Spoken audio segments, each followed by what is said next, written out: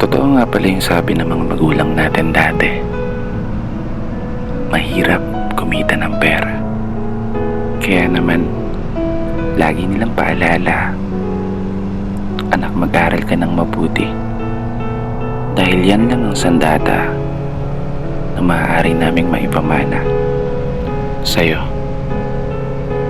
Isang sandata na magagamit mo sa mga panahong wala na kami sa tabi mo, para gabayan ka o itama yung mga mali na pwede mong maging desisyon, lalo sa sitwasyon na tanging sarili mong lakas ang ituturing mong pundasyon para harapin yung mabibigat ng mga pagsubok at hamon.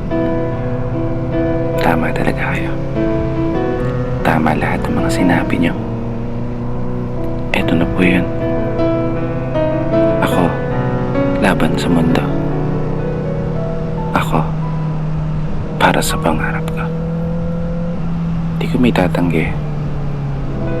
Minsan ko na rin hiniling ang mabilis na paglaki. Dahilan para ang inyong mga pamana at paalala ay nagawa kong may santabi. Aminadong nakagawa rin ng mga pagkakamali, mga pagkakataong hindi na sana nasayang kung natutunan kong humindi. Mga daan na pinili kong lakaran kahit salungat sa kakayahan ng mga binte.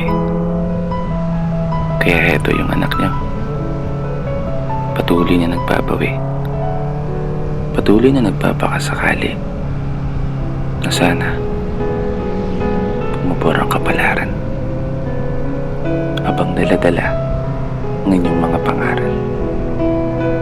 Isang pamana na bitbit ko sa araw-araw. Hindi ako sigurado kung gagana yung mga plano. Ang tanging alam ko lang, magagawa ko itong may panalo. At sa araw na yun,